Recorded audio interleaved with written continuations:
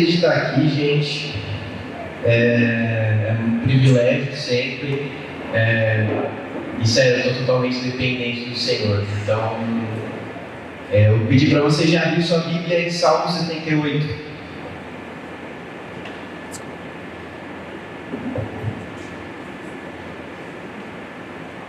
Salmo 68. O Salmo está no meio da Bíblia, tá, gente?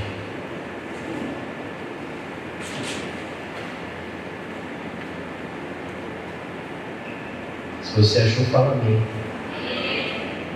Eu falo misericórdia. Vamos lá. Salmo 68, 5. Pai de órfãos e juiz de viúvas é Deus. No seu lugar santo, Deus faz que o solitário viva em família. Liberta aqueles que estão presos em grilhões. Mas os rebeldes habitam em terra seca. Feche os seus olhos. Oh Deus. Ó Deus, eu te peço que abre os ouvidos e torna o coração sensível de cada um de nós aqui. Que o coração de cada um dos meus irmãos seja como terra boa. E que a sua palavra seja lançada como uma semente. E que o inimigo não venha roubar como uma ave. Que ela não venha ser impedida de crescer com os espinhos, mas que ela venha crescer e dar fruto, e dar bom fruto. E eu também peço a Deus, usa a minha vida aqui, porque não existem grandes homens de Deus, só existem homens pequenininhos que são usados por um Deus gigantesco. Então usa a minha vida, Deus, e fala com o seu povo, amém? Amém. Pai de órfãos e juiz de viúvas é Deus, no seu lugar santo. Deus faz com que o solitário viva em família. Deus faz com que o solitário viva em família. Eu queria falar um pouco com vocês hoje, quando o Lore me chamou. Eu já tinha algo que estava matutando no meu coração. Às vezes eu pergunto assim para mim mesmo, se alguém me perguntasse hoje, o que Deus tem falado com você, o que eu responderia? E há uma semana atrás, mais ou menos, pensando sobre isso, eu percebi que o que Deus tem falado comigo é sobre a vida em igreja.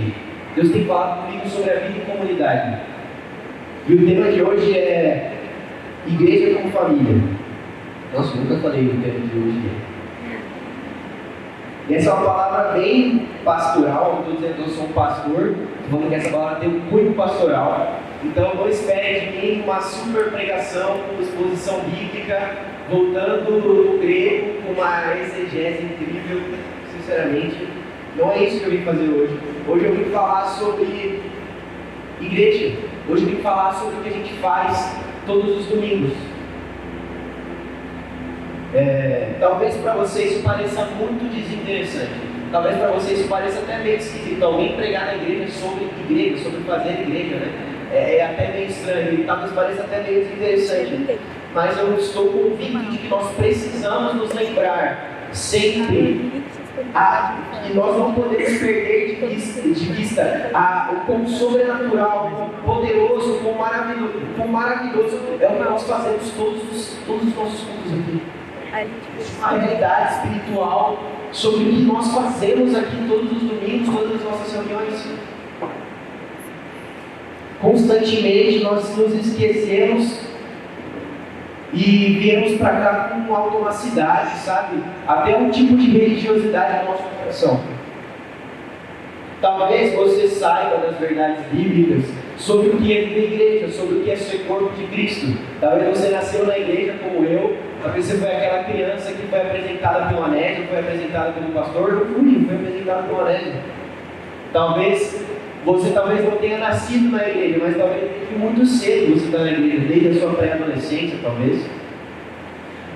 E você saiba das verdades bíblicas, você conheça aqueles versículos, Salmo 133, como é bom e agradável quando os irmãos se reúnem na casa do Senhor. Talvez você conheça a história de Atos 2, quando no dia de Pentecostes o Espírito Santo foi derramado e ali começou a igreja de Jesus.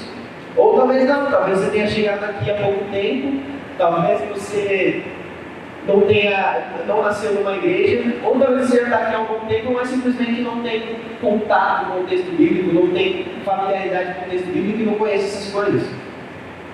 Mas conhecendo ou não conhecendo, fazendo parte desse primeiro grupo, daqueles que nasceram na igreja, ou daqueles que conhecem as verdades bíblicas, ou daqueles que não conhecem e não nasceram na igreja. Talvez você chegou aqui, uma pessoa está nos visitando hoje, talvez uma pessoa veio no culto passado e não seja novo convertido.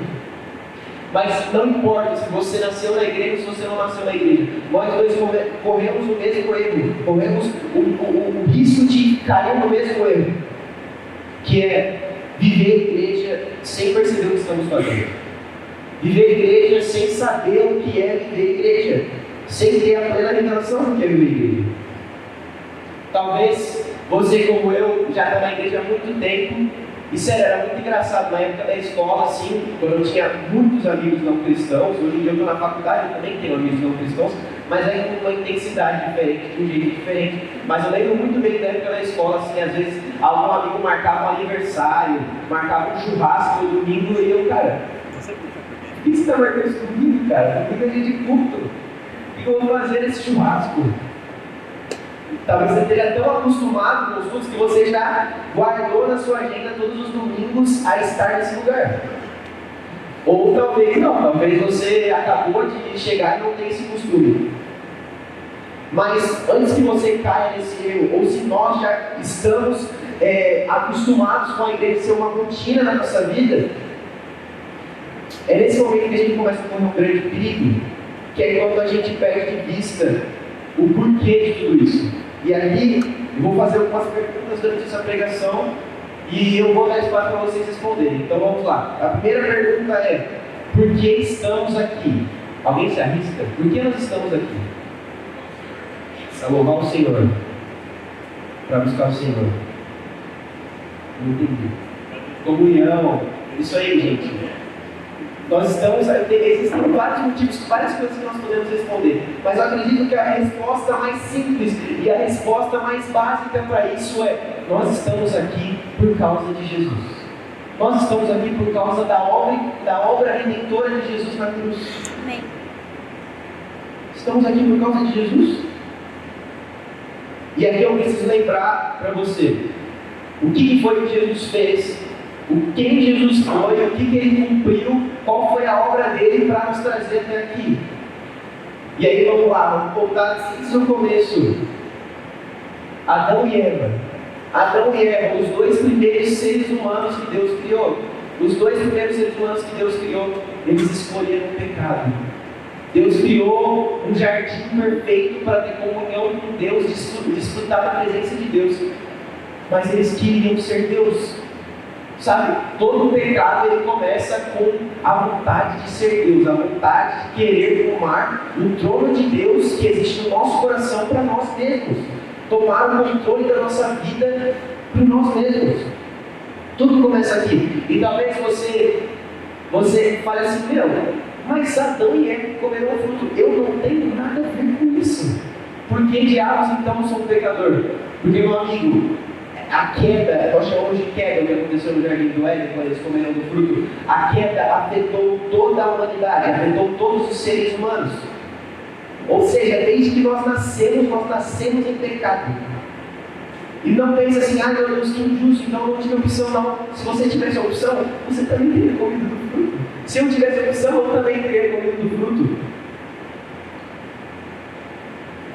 Adão e Eva representavam toda a humanidade, ali.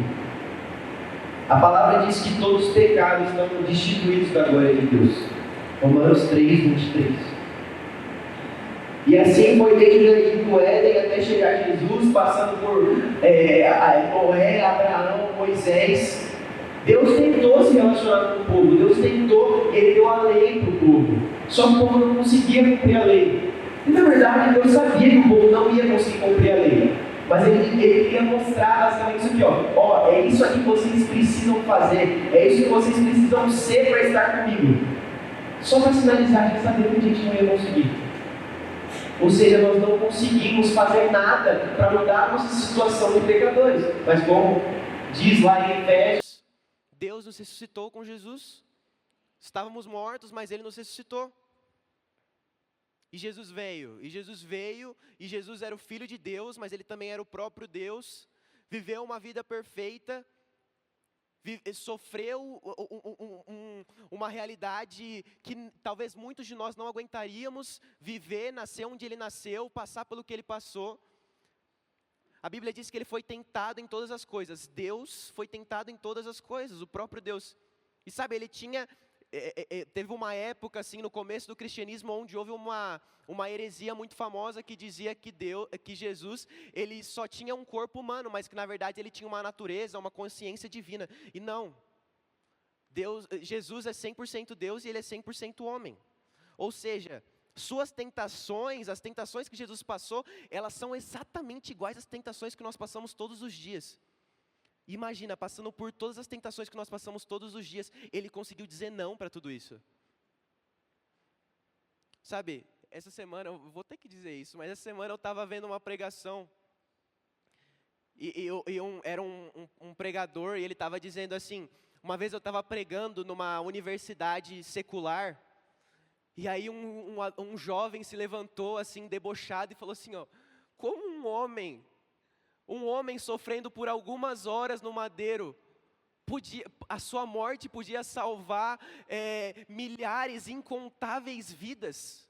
Como um homem sofrendo no madeiro por algumas horas poderia mudar a vida e a realidade de milhares de homens, de incontáveis homens? E aí ele disse assim, ó, você fez essa pergunta para o mal, mas Deus vai fazer ela ser para o bem. E agora senta, pelo amor de Deus, bravo já. Ele disse assim, porque esse homem que morreu na cruz, você pode pegar todos os homens que já existiram, você pode pegar a beleza que existe em toda a terra, todas as montanhas, todas as mais belas paisagens, tudo aquilo que exala beleza, toda a arte do mundo, tudo que é belo no mundo, você pode pegar o valor de tudo isso, você pode pegar o valor de todos os homens, tudo que os outros homens já fizeram nesse mundo, e se você pesar isso na escala com Cristo, Cristo ultrapassa isso. Sabe por que um homem morrendo numa cruz por algumas horas mudou a nossa situação para sempre? Porque esse é o homem mais valioso que já existiu. Esse é o homem mais precioso que já existiu. Esse é Jesus. E sabe, Jesus fez isso. Jesus morreu no meio e no seu lugar e nos deu a oportunidade de estar com Deus agora. Amém? E Jesus realiza a sua obra redentora em nós. Mas Ele não realizou isso de uma forma individual. Porque poderia ter sido assim, Jesus salvou o Miguel, salvou eu, salvou o Davi, e a gente continua vivendo a nossa vida normal, com a nossa família, na nossa escola, no nosso trabalho, na nossa faculdade, mas não era uma obra individual que Ele faria em nós e está tudo pronto, pode viver sua vida normalmente. Ele agora tem uma nova realidade para que nós vivamos, tem uma nova vida para que nós vivamos, e essa vida é desfrutada na igreja.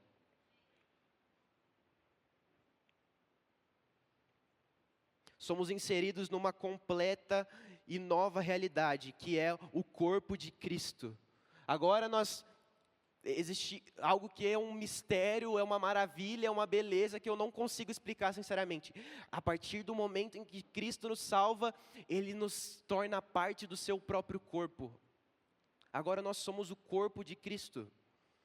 E quando eu digo corpo físico, como você está vendo em mim aqui agora, como você tem um corpo. Devemos nos lembrar de que Deus não criou os seres humanos para viverem sozinhos. Quando Ele criou os 2 primeiros seres humanos da terra, Ele criou um casal. Ele não criou 2 seres humanos, um na Ásia e um na América do Sul. Ele criou eles no mesmo lugar para que eles criassem família e vivessem em completa comunhão.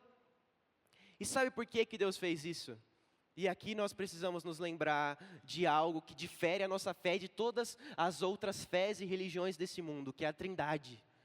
Sabe por que Deus nos criou para viver em comunhão?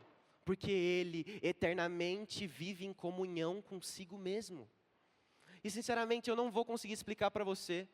E eu acho muito difícil, eu acho até perigoso se alguém dizer assim, nossa, eu entendi a Trindade. Não. Uma vez alguém me disse que a Trindade é um mistério que foi feito para ser contemplado e não para ser entendido. E a Trindade é uma família. Deus eternamente vive em família. Jesus Cristo não se tornou filho de Deus no momento onde ele veio para a terra. Ele eternamente, na eternidade passada, já era o filho de Deus. E o Espírito Santo não começou a existir em Atos 2, quando Deus concede o seu Espírito. Ele já estava lá. Essas três pessoas, que na verdade são a mesma pessoa, elas são uma família. E Deus não nos criou para viver sozinhos.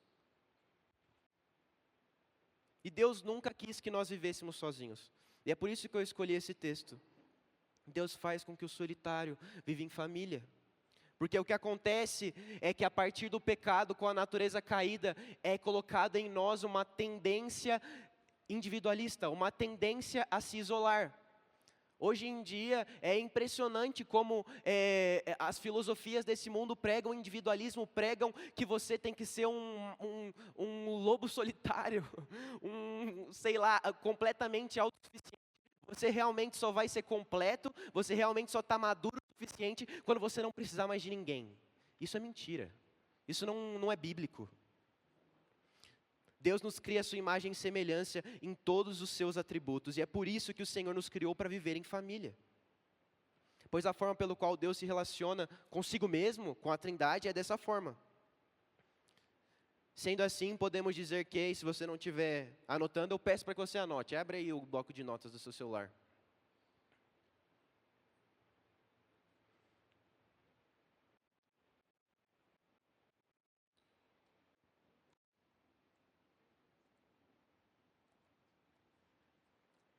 Sendo assim, nós podemos dizer que, presta atenção, o fruto do Evangelho em nós é a comunhão.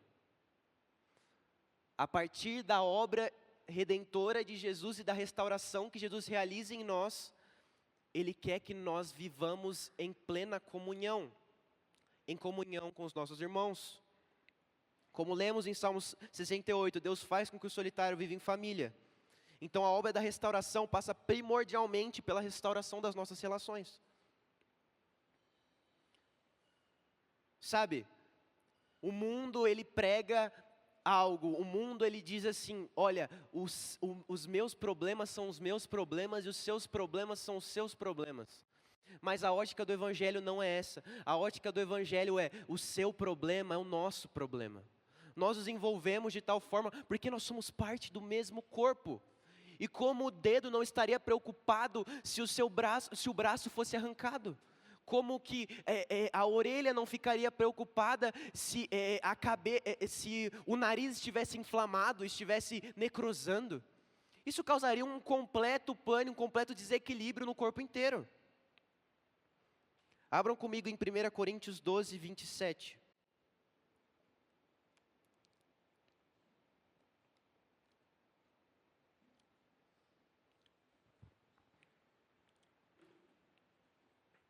Amém? Ora, vocês são o corpo de Cristo, cada um de vocês individualmente é membro desse corpo. Mais uma vez. Ora, vocês são o corpo de Cristo, e cada um de vocês individualmente é membro desse corpo. Anota mais uma vez. O Evangelho não retira de nós a individualidade, mas ele não é individualista. Como eu disse, o mundo prega para nós, os seus problemas são os seus problemas, eu não estou nem aí para os seus problemas. O mundo diz assim, ado, cada um no seu quadrado, mas o Evangelho não diz isso. O Evangelho diz assim, o seu problema, meu amigo, é o meu problema, porque nós fazemos parte do mesmo corpo. E sabe, um corpo, como Paulo está dizendo aqui, nós individualmente fazemos parte do mesmo corpo. Ou seja, ele não vai retirar sua individualidade, meu amigo. Fique tranquilo quanto a isso. Você não precisa querer ser o seu irmãozinho do lado. Você não precisa querer ser igualzinho a ele. E olha para nós estamos aqui, certamente nós não somos iguais uns aos outros. Nós possuímos nossas particularidades e individualidades. Isso é completamente correto, mas nós ainda assim somos parte de um mesmo corpo. E Deus fez em nós essa obra sobrenatural, nos conectando profundamente em complexas ligações, como a estrutura nervosa, como a estrutura óssea, como a estrutura sanguínea de um corpo. Sabe, já parou para pensar o que faz você se estudou na escola, você sabe a explicação disso, né? Mas olha que maluquice, o seu dedo, ele não tem vida própria, o seu dedo ele só age porque existe um sistema nervoso que está respondendo às ordens do seu cérebro. E sabe, é exatamente isso que o Espírito Santo faz na nossa vida. O Espírito Santo é quem nos conecta. Ele é o nosso sistema sanguíneo, ele é o nosso sistema nervoso, ele é o nosso sistema ósseo que está conectando todas as partes desse corpo. E diante disso eu queria fazer a segunda pergunta dessa pregação, que eu acho que nós deveríamos fazer. Na verdade, essa pergunta se mistura com uma outra pergunta, mas que a pergunta é: o que é igreja? Então, se Deus nos chamou para viver a igreja, nos chamou para viver no corpo de Cristo, o que é igreja? Mas primeiro eu quero responder o que não é igreja. Igreja não é um clube que nós frequentamos aos domingos. Não é um clube que você frequenta para encontrar os seus amigos.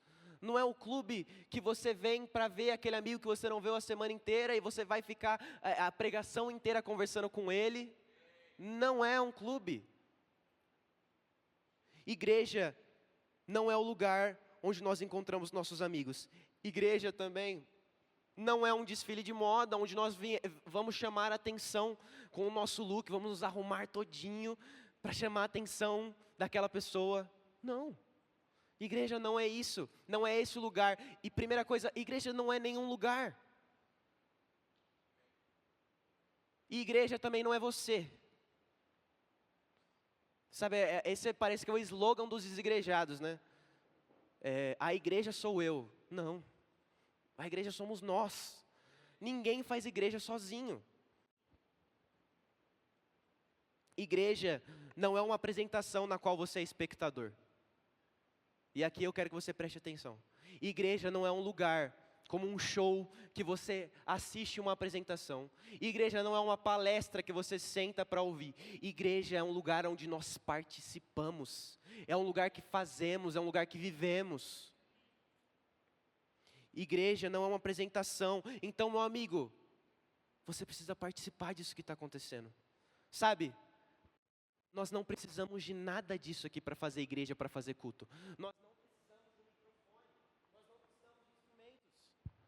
Nós não precisamos de um palco, nós não precisamos de um telão, nós não precisamos de um púlpito. Sabe por quê? Porque a igreja de Jesus, ela cresceu, ela brotou nos primeiros séculos dentro de casas. A igreja brotou dentro de catacumbas. Sabe, aqueles irmãos não tinham glamour algum. E o que eu estou dizendo não é que o problema é o glamour, eu não estou dizendo isso.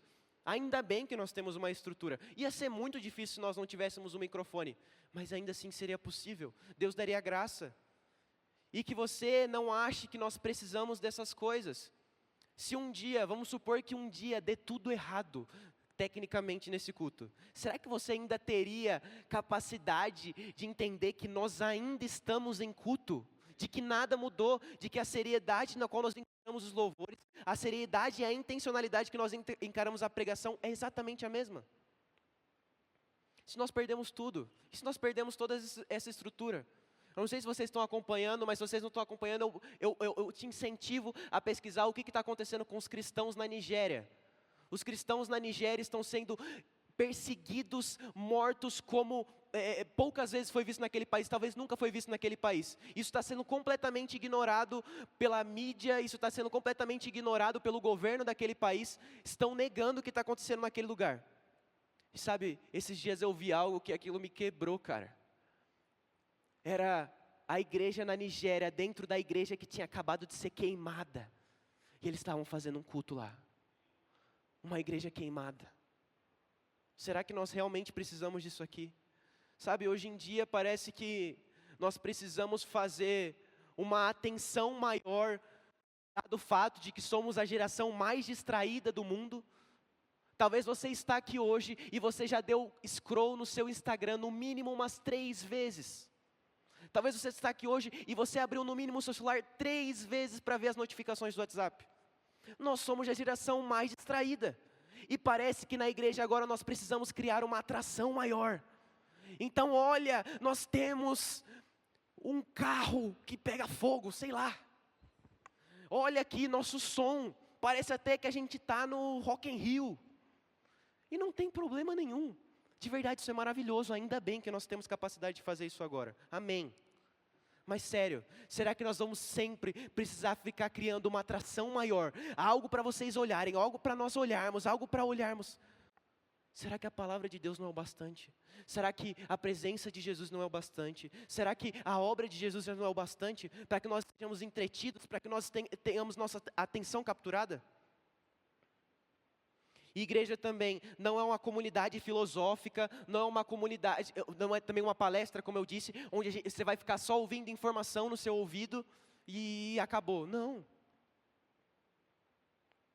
E aqui, eu quero fazer a terceira pergunta, que ao mesmo tempo eu já quero começar a responder a pergunta que eu falei no começo, que é o que é igreja. Mas essa pergunta é: o que separa as nossas relações com pessoas não cristãs das nossas relações com pessoas cristãs na igreja?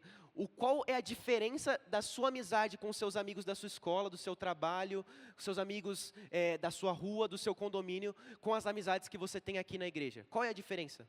Sabe, teve umas 2 vezes esse ano onde eu senti que dois amigos, 2 irmãos, eles estavam ausentes da vida da igreja. E eu cheguei e eu fiz essa pergunta para eles: o que você acha que separa?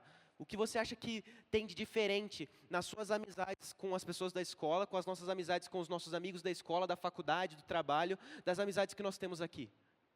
As amizades que nós temos no mundo, nós nos aproximamos dessa pessoa porque temos algo em comum. Nós achamos essa pessoa engraçada, nós achamos essa pessoa legal,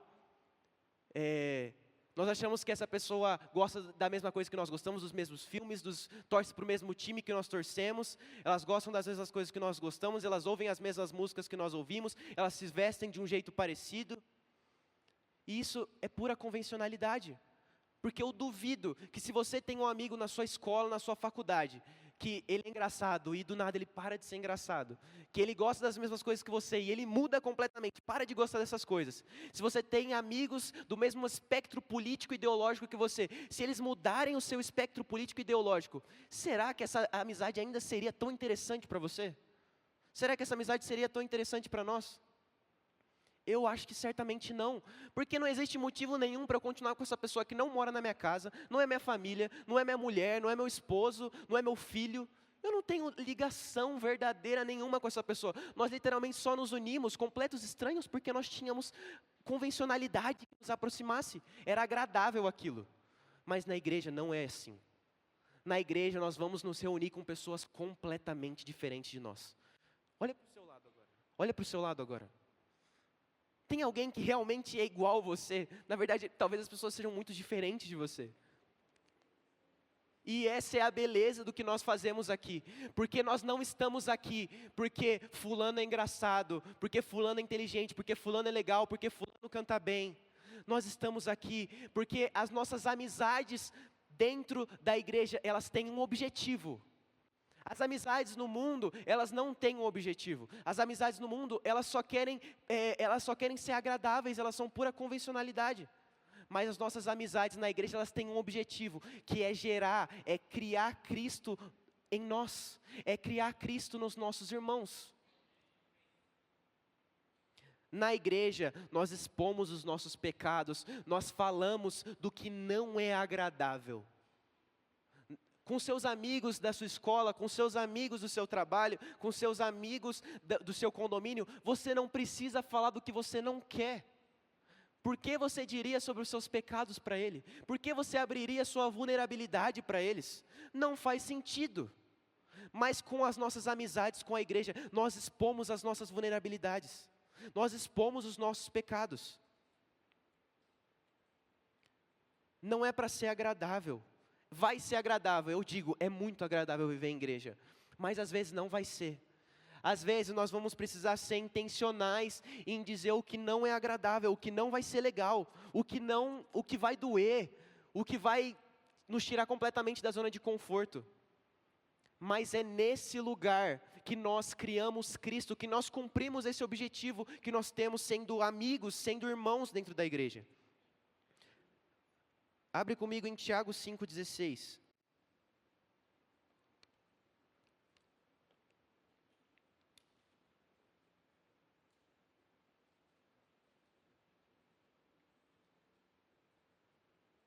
Tiago 5,16.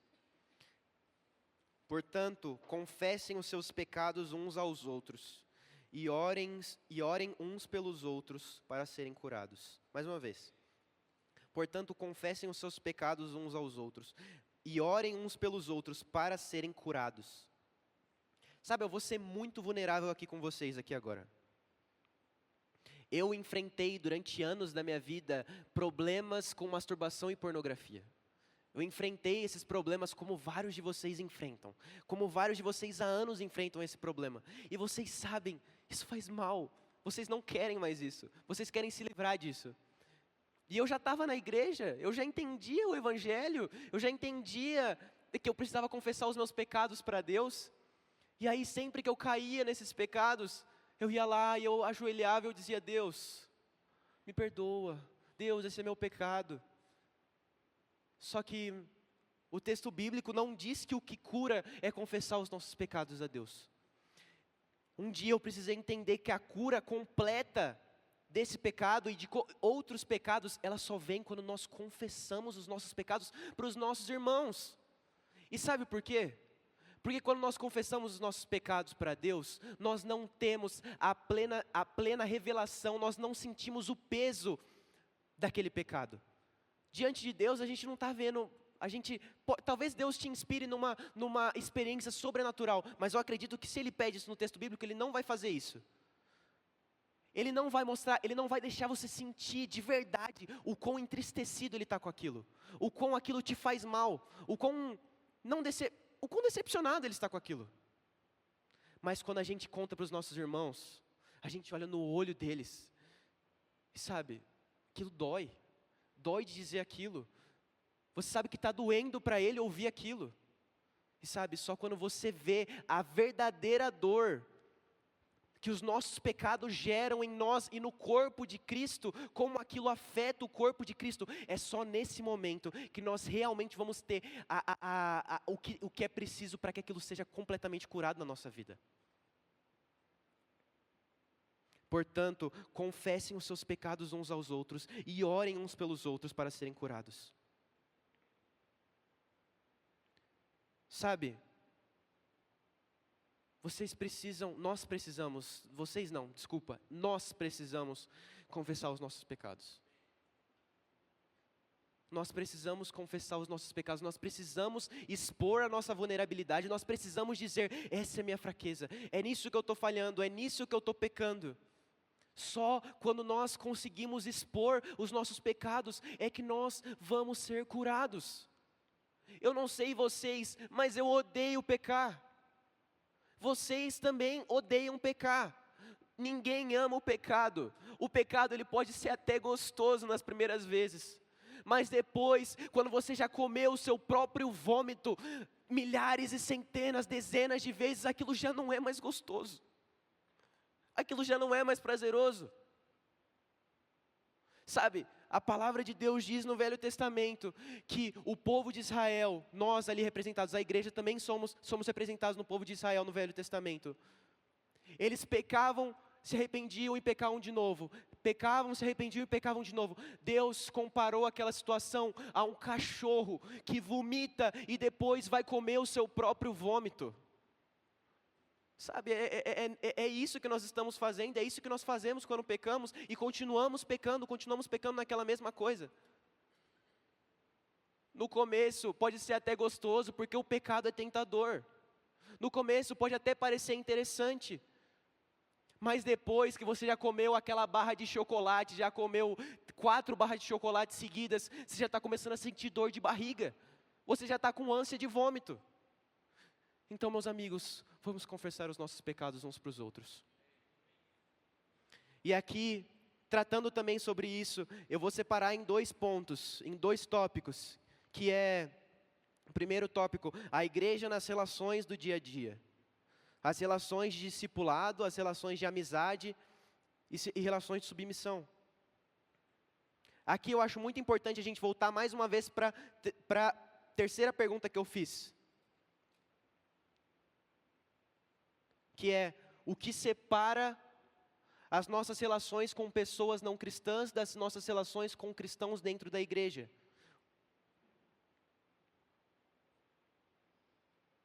nas nossas relações de amizade na igreja, nas nossas relações de discipulado na igreja, nós falamos do que no que não é legal, do que não vai ser agradável. E é por isso que nós precisamos de pessoas nos discipulando. É por isso que nós precisamos de amizades intencionais em gerar Cristo em nós. Talvez você ainda não tenha, talvez você não tenha uma pessoa que cuida de você, uma pessoa que discipula você. Mas, meu amigo, procure uma pessoa. Não vai ser incômodo nenhum se você chegar em alguém mais velho, experiente e dizer assim: cara, você pode cuidar de mim? Você pode cuidar de mim? Isso não vai ser estranho, isso vai ser maravilhoso. Nós precisamos ser cuidados, porque nessas relações de discipulado, para você que não está acostumado com esse termo, não sabe muito bem o que é isso, discipulado é quando você tem uma pessoa que na sua vida tem liberdade, completa liberdade de dizer para você onde você está errando. Uma pessoa que vai te ajudar a viver como Jesus, uma pessoa que vai te ajudar intencionalmente a fazer isso. E o seu discipulador, sabe, ele não precisa ficar sendo seu amigo. O seu discipulador, ele vai dizer para você na sua cara. Ele não está com medo se você vai se magoar. Porque para numa relação de discipulado, é preciso não ser alguém super ofendido. Esse é um dos nossos problemas, nós somos extremamente ofendidos. Alguém não pode dizer para nós: olha, você está errando nisso. E nós, meu Deus, aquela pessoa, nossa, ele falou isso para mim mesmo? Sério que ele teve a cara de pau de falar isso para mim? Será que você não olhou e analisou se você realmente não está errando? É preciso não ser ofendido dentro da igreja. Sabe, isso é uma tentação. E muitas vezes eu também caio nisso. Ai, fulano nem deu oi para mim direito. Eu digo isso várias vezes, é verdade. E isso é errado. Ai, fulano nem mandou mensagem para mim. Ai, meu discipulador nem falou comigo. É preciso não ser um super ofendido, é preciso estar preparado para ser machucado dentro da igreja. Sério, existem tantas pessoas que estão feridas com a igreja, existem tantas pessoas, hoje nós temos um evento que nós nunca vimos antes, que é o movimento dos desigrejados, dos ex-evangélicos. E eu preciso que você preste atenção, esse movimento de desigrejados, ele nunca foi visto dentro da igreja católica, ele nunca foi visto dentro da igreja ortodoxa, ele nunca foi visto dentro da igreja anglicana. Esse é um movimento muito específico de igrejas evangélicas. E sabe por quê? Porque muitas vezes, dentro das igrejas evangélicas, nós estamos sempre olhando para nós mesmos. Os louvores, eles estão sempre dizendo sobre o que eu quero diante de Deus, o que eu quero oferecer a Deus, o que eu vou fazer, o que Deus vai fazer para mim. Só que essa não é a ótica de milhares de anos do cristianismo. Os louvores, eu não estou dizendo que é errado você ter um louvor em primeira pessoa, não é isso que eu estou dizendo. Mas nós não podemos perder de vista que o que fazemos como igreja, vivendo como igreja, não se trata mais sobre eu, mas se trata sobre nós. Não sei como dizer isso, o movimento evangélico no Brasil, ele é muito particular dessa tendência individualista. E nós precisamos nos lembrar, não importa mais o eu, não importa mais o você, importa agora o nós, o que nós fazemos, o que nós vamos oferecer diante de Deus, qual é a nossa resposta diante de Deus, o que Deus vai fazer para nós. Sabe, se você olhar para a igreja primitiva, os discípulos não estavam preocupados com sua própria vida, eles não estavam. Sabe, o apóstolo Paulo chegou em dado momento da vida dele que ele disse assim: olha, se eu morrer vai ser bom porque eu vou para o Pai, mas se eu ficar aqui, o motivo que ele queria ficar aqui é porque ele sabia que ele servia para a edificação da igreja. Nós devemos estar extremamente preocupados com a nossa relação, com a nossa vida em comunidade. Porque agora você não é mais alguém solitário, você não é mais um homem solitário, uma mulher solitária, agora você faz parte de um corpo. Existe um exemplo que os pastores da Carisma, principalmente o Onésio já disse aqui várias vezes, e eu gosto muito desse exemplo. É como se a igreja fosse uma grande parede com vários tijolos.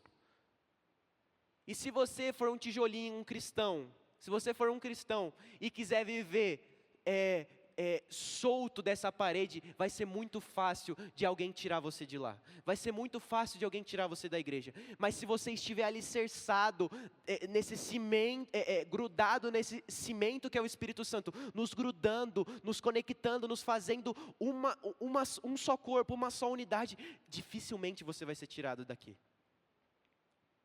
E eu não sei vocês, mas eu não quero ser tirado daqui. Eu não quero perder a fé, eu quero lutar o bom combate, eu quero permanecer até o fim. Você também quer permanecer até o fim? Você quer permanecer até o fim?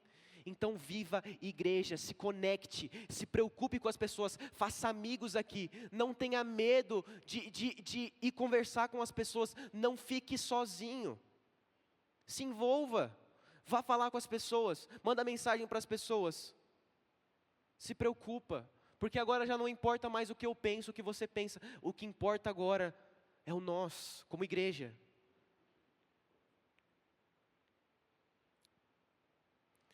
Nas nossas relações de submissão com os nossos líderes, os nossos pastores. Quando você vem aqui no domingo, qual é a sua postura diante da pregação? Sabe, é muito fácil a gente perceber quem está se preocupando e quem realmente está prestando atenção na pregação. Por uma coisa muito simples, a posição dela na cadeira. Se você tem gente que às vezes a pessoa está jogada na cadeira. Sabe, meu amigo, nós estamos ouvindo a palavra de Deus. Postura diante de Deus. Preocupação diante de Deus. Preocupação diante do que Deus está falando. É muito fácil de perceber isso. Nós precisamos aprender a nos submeter. O que nós muitas vezes não sabemos fazer com a cultura que nós temos hoje. Principalmente nós que somos adolescentes, somos jovens, nós não queremos nos submeter aos nossos pais, nós não queremos nos submeter aos nossos professores. É muito comum ver os professores na sala de aula quase chorando, porque os alunos não sabem respeitar o professor. Os pais completamente malucos, porque os filhos não respeitam eles. E dentro da igreja, você adolescente, você jovem, você tem que aprender a abaixar sua cabeça e ouvir, se submeter. Não vai ser algo fácil, não vai ser algo natural. Mas é nessa dor de arrancar as nossas bordas e esmurrar o próprio corpo que nós vamos criar Cristo em nós mesmos. Amém? E nas nossas amizades também. Talvez você não possua alguém que discipula, mas você possua amigos aqui na igreja. Amigos que estão numa fase parecida da vida, uma experiência na fé parecida com a sua. Esses que são só amigos, que não estão necessariamente numa posição de submissão, de discipulado, vocês também precisam ter a liberdade e vocês precisam também estar abertos a receber exortações, receber repreensões desses amigos. Uma pessoa que está do lado com você, que tem exatamente a mesma idade, está passando pela mesma fase que você, tem a mesma experiência na fé que você tem que estar aberto a essa pessoa exortar você. As nossas amizades, como eu disse, dentro da igreja, elas já não são mais pura convencionalidade. Nós não apenas estamos aqui porque isso é agradável. Nós estamos aqui porque nós queremos criar Cristo em nós. Nós queremos criar Cristo nos nossos irmãos. Sabe, eu estava chocado esse ano lendo o Velho Testamento e eu percebi que lá estava escrito que se nós vermos o pecado de um irmão e não repreender esse irmão por esse pecado, nós estaremos pecando. Porque como eu disse, o seu problema, o seu pecado já não é mais só seu problema. O seu pecado, ele não é mais só seu pecado, ele é o meu pecado, ele é o nosso pecado. Porque nós amamos Jesus, correto? Nós amamos Jesus. E Jesus, ele disse que um dia ele vai se casar com a sua noiva. E a noiva não é você, a noiva não sou eu, a noiva é a igreja de Jesus. No dia que nós nos apresentarmos para nos casarmos com Jesus, nós estaremos como um corpo, como uma igreja. Meu amigo, o seu pecado é meu problema, o meu pecado é seu problema. Então, pelo amor de Deus, se você está enxergando algum pecado em mim, alguma coisa que eu não estou vendo, me fala. Se você está vendo num dos seus irmãos, fale para ele. Porque Jesus, ele não quer uma noiva suja. Ele não quer uma noiva suja. Ele não quer uma noiva dividida. Ele quer uma noiva Ele quer uma noiva que está o amando, está preparada, está ansiosa pelo encontro deles. E falando um pouco sobre essas relações de amizade, eu quero citar um exemplo que está lá em 2 Samuel 12. Eu não sei se você conhece essa história, mas é quando o profeta Natã repreende Davi. Davi, ele era o rei de Israel, ele era a figura mais importante de Israel, e Davi tinha adulterado, você provavelmente conhece essa história, mas se você não conhece essa história, ela é muito, ela é simples, vou tentar resumir ela aqui. Davi, ele era casado, e ele vê uma mulher que também era casada, e ele acha ela bonita, ele acha ela interessante, e ele quer possuir ela. E aí o que ele faz? Ele faz de tudo para que o marido dessa mulher esteja longe dela, para que ele consiga ter relações com ela. E ele consegue. Só que depois ela engravida, e aí Davi fica, meu Deus do céu, esse homem não estava aqui, ele vai saber que ele não é o pai, então ele vai lá e arma um plano para que esse homem morra. E Davi fez isso. Davi, o homem segundo o coração de Deus, o rei que Deus havia separado, o rei que Deus havia tirado outro rei para que Davi fosse o rei, ele havia pecado.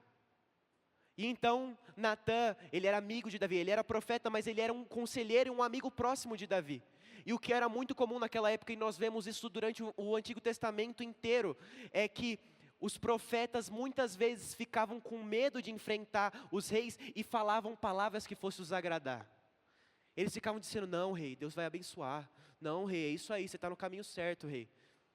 Você tem que entender que Natã teve que ter pulso firme para dizer para Davi, Davi, você pecou, e repreender Davi, que não era mais só o seu amigo, também era o rei. Então, você que está vendo seu amigo do lado, talvez seja difícil de dizer para ele o pecado, porque ele é seu amigo, como é que você vai dizer isso, cara? É isso que nós devemos fazer quando estamos em corpo, quando somos igreja, nós dizemos, mesmo que seja difícil, não vai ser legal. Como eu disse antes, o Evangelho tira de nós a ótica individualista do mundo. E uma palavra que eu quero frisar aqui, quando eu estou falando sobre a vida da igreja, e talvez a palavra mais importante para a gente viver, viver a vida da igreja é intencionalidade. É claro, nós somos orgânicos nas nossas relações, nós somos amigos, nós gostamos de ser amigos, nós relacionamos porque gostamos, é verdade, mas nós precisamos ser intencionais. Porque nem sempre você vai estar com vontade de vir domingo. Nem sempre você vai estar com vontade de ouvir o que o pastor está falando. Nem sempre você vai estar com vontade de ouvir o que o seu discipulador vai dizer para você. Mas, meu amigo, é preciso intencionalidade, porque aquilo está gerando Cristo em você. Agora que já nos atentamos às nossas relações, eu quero partir para o segundo e o último tópico. Vai ser longo, mas é o último tópico. Segundo, que é a igreja como Assembleia dos Santos. Eu quis chamar assim, Assembleia dos Santos. Eu lembro que eu estava conversando esses dias com o Lorenzo, e o Lorenzo, quando ele teve a experiência de conversão dele, ele falou assim, cara, eu rapidamente percebi que quando eu estava aqui no domingo, não era mais só ouvir uma música legal, ouvir uma pregação legal, mas essa aqui era a Assembleia dos Santos, esse aqui era o encontro dos filhos de Deus. Meu amigo, você está junto com aqueles que foram redimidos pelo sangue do Cordeiro, com diversos que estavam na mesma situação que você. Você sabe de onde Jesus te tirou, você sabe do buraco que Jesus te tirou, certo? Você lembra de onde você estava, você lembra do buraco que você estava. Olha para o seu lado, Jesus fez isso com todos os seus irmãos à sua volta. Ele fez isso com todos os seus irmãos à sua volta. Então, quando nós nos reunimos, existe uma realidade espiritual, existe uma realidade que está escrita na palavra de Deus, que não nos permite enxergar isso aqui com olhos naturais. Quando nós nos reunimos aqui, nós estamos nos reunidos com os santos de Deus, nós estamos reunidos com os filhos redimidos pelo sangue do Cordeiro. E meu Deus do céu, como eu posso ficar fora disso? Como eu posso não querer estar aqui? E eu acredito que isso pode ser diagnosticado, o fato de que realmente estamos tendo noção de que essa é a Assembleia dos Santos, o encontro dos filhos de Deus, de uma maneira muito simples. E aqui eu vou ser bem sincero. Acredito que as formas na qual podemos diagnosticar se realmente estamos tendo em mente o que disso aqui se trata, o que desse culto se trata, a Assembleia dos Santos, a reunião dos filhos de Deus. E aí eu quero que você analise sua vida.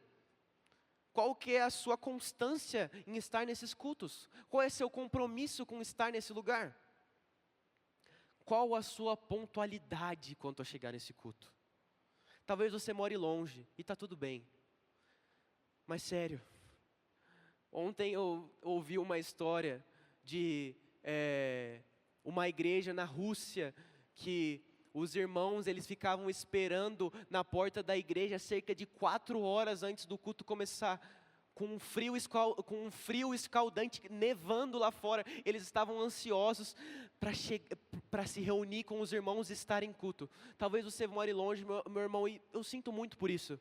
Mas será que você não pode se preparar para chegar aqui cedo? Será que você não pode se preparar para chegar aqui com pontualidade? Porque essa é uma postura de alguém que está percebendo, meu Deus, essa é a Assembleia dos Santos, como eu poderei ficar de fora?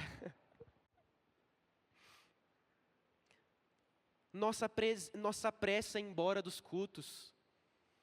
Será que não estamos apressados demais em voltar para as nossas casas e, sei lá, assistir o Fantástico, assistir os melhores momentos do Brasileirão, assistir, sei lá, o jogo da NBA. Sabe, vamos desfrutar disso. A vida em igreja vai nos dar, ela é sobre usufruir prazer, é sobre ter prazer nessas relações.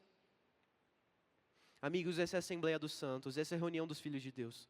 Nossos cultos não são uma reunião de religiosidade. Nós não nos reunimos aqui para dizer para o mundo assim, ó, eu estou lá na igreja, então eu sou um cristão. Nós não viemos aqui para,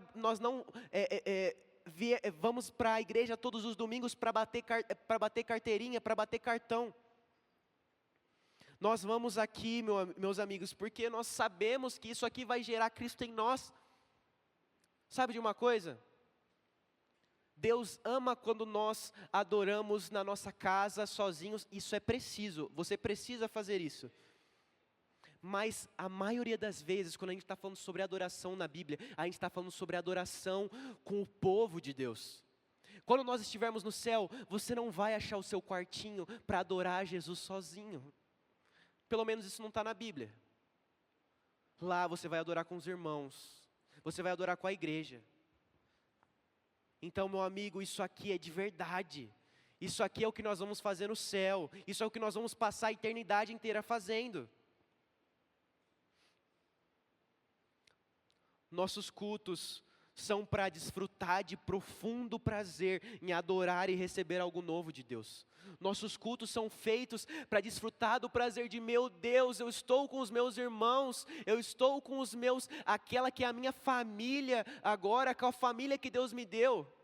Talvez você é alguém que teve muitos amigos durante sua vida antes da sua conversão, mas eu sei que tem muitos aqui que oravam para ter amigos. Talvez alguns de vocês oraram para ter amigos. Talvez um dia vocês se encontraram sozinhos no quarto de vocês dizendo, Jesus, me dá amigos. Olha para o seu lado. Olha para o seu lado. Você tem amigos. Você tem uma família. Porque Deus é o Deus que faz o solitário habitar em família.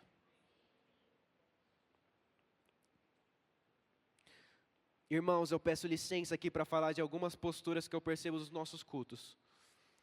Tangendo principalmente quanto à nossa adoração em comunidade. E aqui são conselhos, você pode discordar, você pode ter sua opinião. Mas antes eu quero que a gente tenha em mente isso. Quando nós nos unimos como corpo de Deus para adorá-lo, devemos ter em mente que não vamos fazer algo natural. Não vamos cantar as canções que a Val acha legal e ela escolheu para tocar aqui. Nós vamos cantar o que Deus quer ouvir. Nós vamos entoar louvores, levantar incenso diante de Deus. E nós não vamos apenas nos unir com os que estão aqui. E aqui eu quero que vocês prestem muita atenção. A adoração no Novo Testamento não é eu chegar e falar assim, eu vou adorar a Deus aqui agora, vou cantar para Deus aqui. Aí eu pego meu violão e começo a cantar para Deus e eu estou cantando para Deus. Não. Adoração no Novo Testamento, adoração diante de Deus, na perspectiva bíblica, é se unir com a realidade espiritual e celestial de anjos, seres celestes, querubins, serafins que estão continuamente, sem cessar, adorando a Deus. Abre comigo em Apocalipse 4.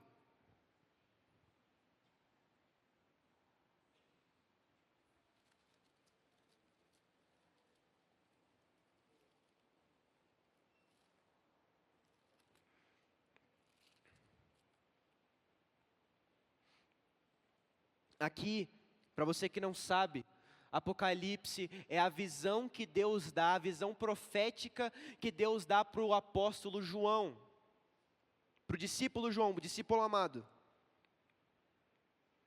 Vamos ler do 3 para frente. Aquele que estava sentado era de aspecto semelhante a jaspe e sadônio. Um arco-íris parecendo uma esmeralda circundava o trono, ao redor do qual estavam outros 24 tronos, assentado neles 24 anciãos. Eles estavam vestidos de branco e na cabeça tinham coroas de ouro. Do trono saíam relâmpagos, vozes e trovões. Diante deles estavam acesas 7 lâmpadas de fogo, que são os 7 Espíritos de Deus. Diante do trono havia algo parecido como um mar de vidro, claro como cristal. No centro e ao redor do trono havia 4 seres viventes cobertos de olhos, tanto na frente como atrás.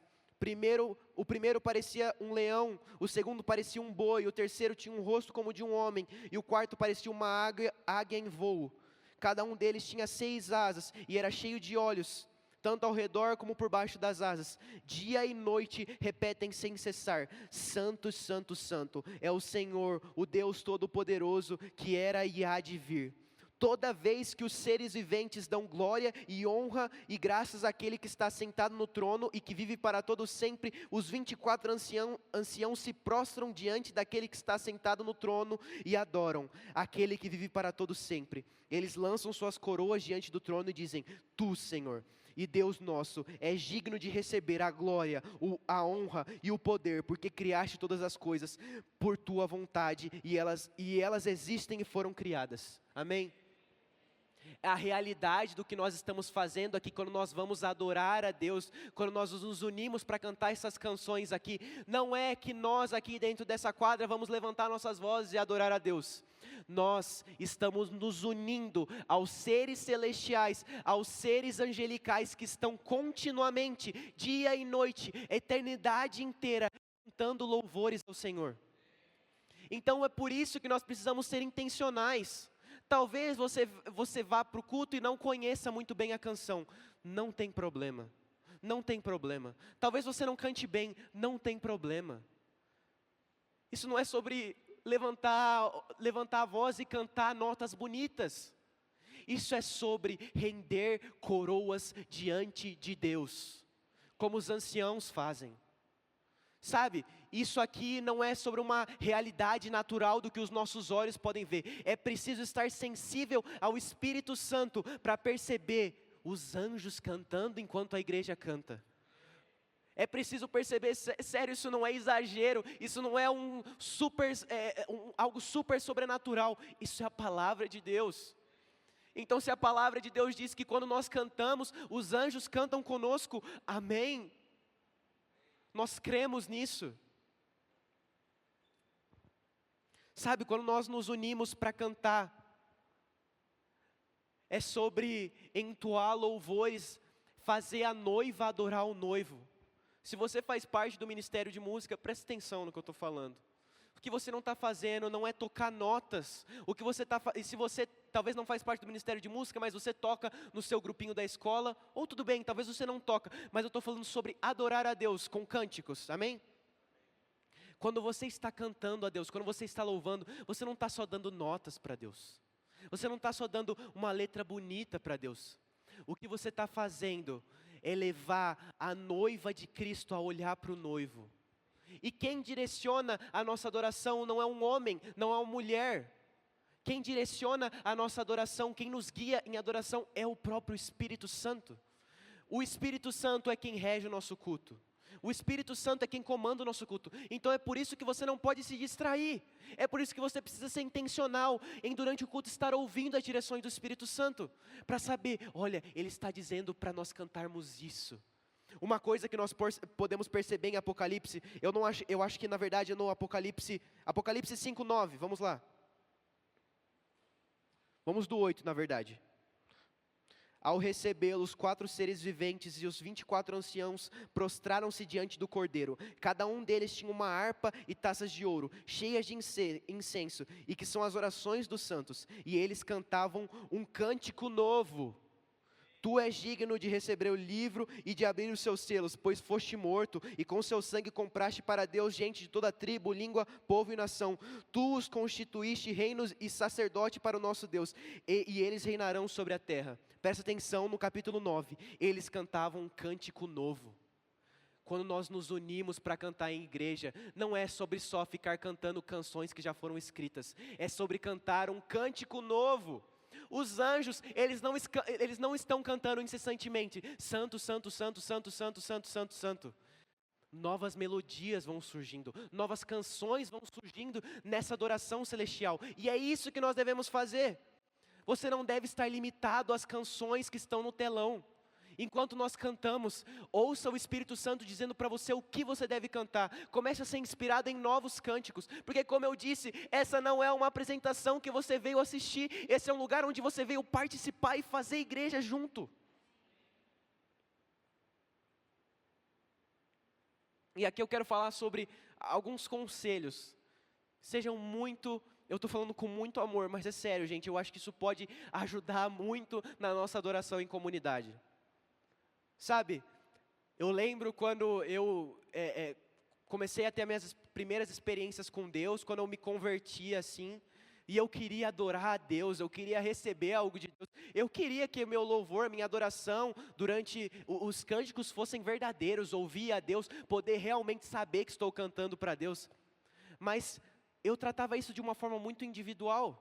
Eu dizia assim, não, eu quero adorar a Deus, eu quero ter o meu momento com Deus. E aí muitas vezes eu me isolava lá no fundo do salão, porque para ninguém me ver, como se eu estivesse no meu quarto. Meu amigo, isso é maravilhoso, mas por favor, esse não é o lugar que você tem que fazer isso. Sabe, já faz um tempo assim que eu tenho sido intencional, e tenho falado para as pessoas sentarem na frente. A gente pode perceber, muitas vezes a gente começa os nossos cultos e aqui a frente está vazia. Deixa eu te dizer uma coisa, meu amigo. O louvor a Deus, ele não é para ser algo fácil. E ele não é para ser o seu momento com Deus. Ele é para ser o nosso momento com Deus. Então não é para você ter o seu momento com Deus. E eu vou te dizer, não vai ser fácil. Porque você vai sentar aqui na frente, você vai levantar as suas mãos para adorar a Deus. E você vai saber que as pessoas estão olhando para você. Você vai chegar aqui, você vai começar a cantar a Deus e você vai saber que as pessoas estão ouvindo a sua voz, talvez desafinada. Talvez você não saiba cantar. Mas meu amigo, a perspectiva bíblica de adoração, de culto ao Senhor, ela não é de ter a sua própria experiência com Deus. É um fala, o outro ouve.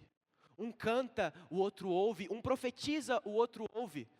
Nós precisamos estar perto um do outro, porque você precisa ouvir o que o seu irmão está orando, porque pode ser que Deus deu uma palavra para ele, e aquela palavra vai ser uma revelação direto do trono de Deus.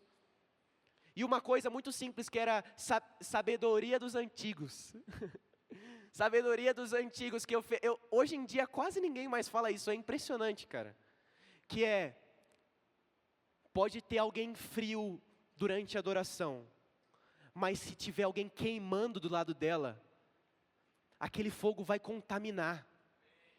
Nem a grama mais verde, mais molhadinha, aguenta a chama incessante de alguém que está queimando por Deus. Então, meu amigo, por isso que você tem que estar do lado dos seus irmãos, por isso que você não pode se isolar durante a adoração. Porque você precisa estar do lado do seu irmão que talvez está distraído, não está conseguindo adorar a Deus, e ele vai olhar para você adorando e vai dizer, meu Deus, eu preciso adorar a Deus também. Meu Deus, eu preciso cantar também. E não vai ser fácil. Mas será que a gente pode começar a fazer isso? Será que a gente pode começar a ser intencional nisso? Vamos sentar na frente. Vamos dizer assim, vamos cantar, deixar os irmãos ouvirem nossa voz e a nossa adoração. Abre comigo em 1 Coríntios 14, 26. Vocês precisam ler 1 Coríntios, vocês precisam, falando sobre isso, vocês precisam ler as cartas às igrejas que estão no Novo Testamento, porque vai tanger muito isso que a gente está falando aqui, as instruções durante o culto, como adorar a Deus em comunidade. 1 Coríntios 14, 26. Que fareis, pois, irmãos, quando vos ajuntais, cada um de vós tem salmo, tem doutrina, tem revelação, tem língua, tem interpretação. Faça-se tudo para a edificação. Aqui ele vai falar sobre os dons. Quem aqui recebeu o Espírito Santo? Você recebeu o Espírito Santo? Você foi batizado no Espírito Santo? O Espírito Santo te concedeu dons, dons de línguas, dons de interpretação de línguas, dons de profecia, dons de ensino, te deu diversos dons. Eu sou uma dessas pessoas que não crê que os dons que estão na Bíblia são dons limitantes, são exemplos de dons. Existem dons infindáveis, quem dá o dom é Deus, então quem sou eu para dizer que é dom, que não é dom?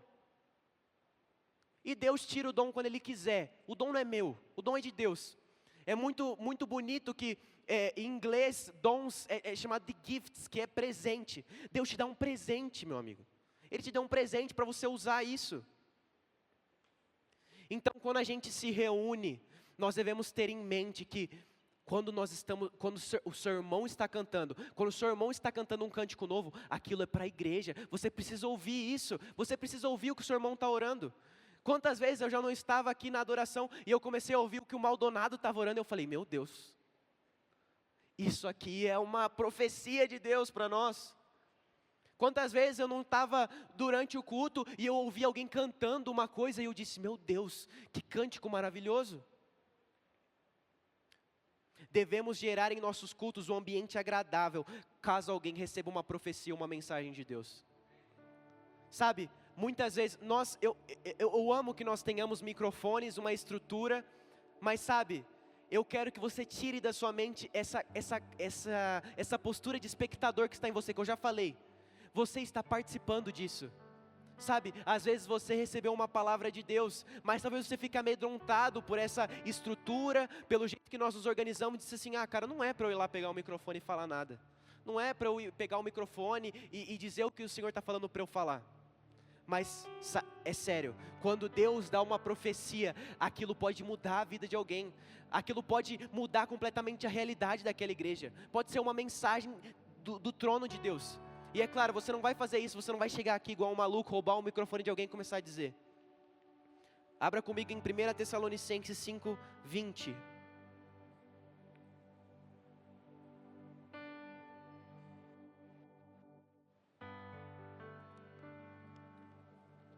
Primeira Tessalonicenses 5:20. Não desprezeis as profecias. Examinai tudo, retende o que é bom. Sabe, existiu um momento aqui na galera onde nós fomos muito intencionais. O Lori falava muito sobre isso, sobre receber palavras, receber profecias de Deus enquanto nós estamos no culto. E o que nós devemos fazer diante disso? E a gente vai ver as instruções disso durante as cartas. E é muito simples a orientação. Chega num líder, chega no Lori e diz assim, Lori, eu estou sentindo de falar isso aqui. E nós vamos julgar, nós vamos entender se aquilo realmente é de Deus, e se aquilo realmente for de Deus. Porque é uma palavra de Deus. Você é participante disso que está acontecendo aqui agora. É preciso intencionalidade para fazer isso aqui. Sabe, não fiquem amedrontados, não tenham vergonha. A palavra de Deus diz que onde o Espírito de Deus está, ali há liberdade. Se você recebeu o Espírito Santo, se o Espírito Santo está aqui nesse lugar, sinta-se livre para expressar sua adoração diante de Deus. Não se preocupe com o que talvez as pessoas vão pensar, porque de verdade, talvez a minoria vai realmente talvez sentir vergonha daquilo. Mas aqueles que realmente estão participando do que está acontecendo, se for uma mensagem de Deus, aquilo vai servir para edificação da igreja. Amém? E finalizando, abra comigo, já está aberto na verdade, 1 Tessalonicenses 5,19. 1 Tessalonicenses 5,19. Não apaguem o Espírito. Não apaguem o Espírito. Não deixem que o Espírito Santo seja silenciado nas reuniões de vocês. É isso que ele está dizendo. A igreja de Jesus, e eu preciso que você preste atenção e lembre aqui comigo. Quando foi o momento onde a igreja começou? Quando o Espírito se derramou sobre eles. Ou seja, a pessoa que nós mais precisamos, quem nós mais precisamos para viver igreja, para fazer culto, é o Espírito Santo. O Espírito Santo é quem deve reger, é quem deve governar, organizar os nossos cultos. Então, se Ele está dizendo para você algo, vai e faça, deixa com que Ele governe. Não pense com que quem governa o culto é quem está com o microfone, é o lead, é o pastor. Não, é o Espírito Santo que governa o culto. E Ele diz, não apaguem o Espírito Santo. Talvez vocês foram batizados no Espírito Santo e receberam dons, mas talvez vocês não tenham usado esses dons. Talvez você recebeu o dom de línguas, mas você não tenha orado em línguas. Comece a orar em línguas, volte a orar em línguas. Talvez um dia você recebeu uma profecia que disse que você seria uma pessoa que receberia visões espirituais. Volte a pedir a Deus para que os seus olhos sejam abertos para essas visões. Talvez um dia você percebeu que Deus te daria profecias, que Deus te deu profecias. Volte a profetizar, volte a pedir para o Espírito Santo para que você profetize através dele. Amém? O que eu quero dizer no final é que nós precisamos do Espírito Santo para isso. Nós não podemos sair daqui com esse tanto de informação na cabeça do que é igreja, do que não é igreja, do que é culto, do que não é culto, e falar assim, não, agora vamos fazer culto. Não, nós precisamos do Espírito Santo. Nós precisamos do Espírito Santo governando os nossos cultos, enchendo a nossa vida. Sabe, você não é cheio do Espírito Santo só um dia da sua vida e acabou, você está cheio do Espírito Santo. Ser cheio do Espírito Santo é continuamente cheio do Espírito Santo. Então nós precisamos continuamente ser cheios do Espírito Santo. Amém?